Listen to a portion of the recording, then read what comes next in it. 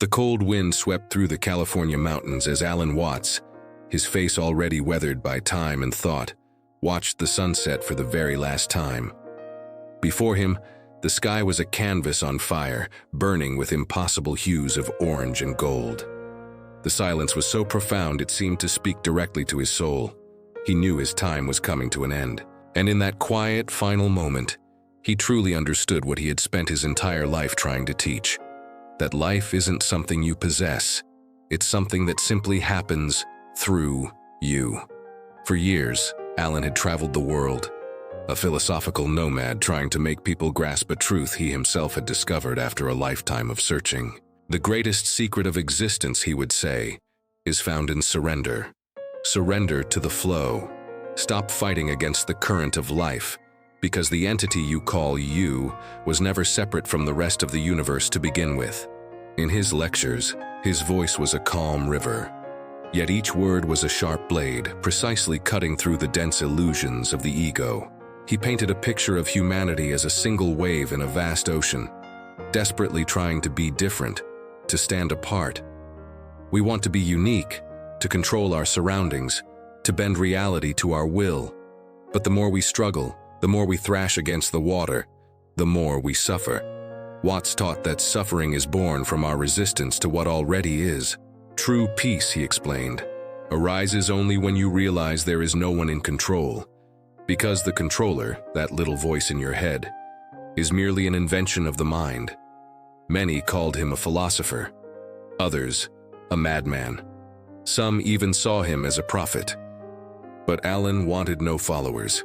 He was famous for saying, "Those who try to follow a master never find their own light." His mission wasn't to build temples or gather disciples. It was to open eyes. He saw life as a grand cosmic game, an eternal, beautiful dance between being and nothingness. "You are the universe playing at being you," he would repeat, a slight, knowing smile on his face, as if he'd just cracked the ultimate code of existence and found it delightfully simple. In the last months of his life, Alan's speech grew slower. His body could no longer keep pace with the lightning speed of his mind, but his consciousness, his awareness, seemed more vibrant and alive than ever before. He would often sit on the porch of his wooden cabin, enveloped by the ancient trees and the distant, soothing sound of flowing water. There, he would meditate effortlessly, a glass of wine in his hand, a look in his eyes that revealed he had finally, completely understood that time is just a human invention, a ruler we place against an immeasurable reality. And it was in these quiet, final hours that he revealed what he called his last secret. A close friend later recounted that just days before he passed away, Alan shared this profound insight. He said, "People spend their whole lives trying to understand the meaning of life, but the secret is that life has no meaning, and that's precisely what makes it perfect." He laughed as he said it, a deep, genuine laugh, as if he had just witnessed the greatest cosmic comedy. He believed that our desperate search for a fixed purpose was like trying to freeze a flowing river. Life, he insisted, wasn't meant to be understood, but to be lived, just like music. You don't listen to a song simply to get to the final note. You listen because every single note, every chord, every moment of silence in between is the purpose. The human error, Watts said, is trying to force existence onto a straight line, with a beginning, a middle, and an end, when in reality, it's an infinite, beautiful spiral. Few truly understood his words while he was alive. For many, the weight and depth of his wisdom only became clear after he was gone. But for those who truly listened, who let his words sink in beyond the surface of the mind, something fundamental changed.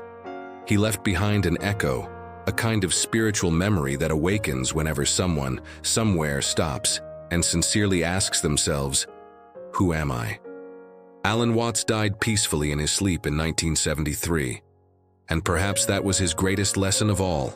He departed this world just as he had lived in it, surrendered. There was no fear, no resistance, just a graceful yielding to the natural flow of what had always been. Today, his words continue to journey through time, reborn in videos, in voices, and in the quiet thoughts of seekers everywhere. They seem to find their way to those who need to hear them most. as if the universe itself still chooses to speak through his voice.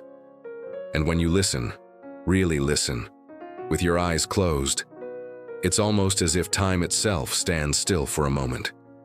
You can almost hear him whisper, "You are not a thing separate from the world. You are the world. You are the whole looking at itself." And it is in that moment of profound realization that the secret is revealed. There is nothing you need to achieve, nothing you have to prove, and nothing you must fear. Everything is already complete, and that includes you. And perhaps this was the true secret Alan Watts revealed before he died, that life is not a problem to be solved, but a magnificent experience to be savored. And when you finally, truly understand this, fear dissolves, and silence becomes the most profound answer of all. Thank you for joining me on this journey into the mind of Alan Watts. If these ideas resonated with you, please consider liking this video and subscribing for more explorations into life's great questions. Until next time, be present.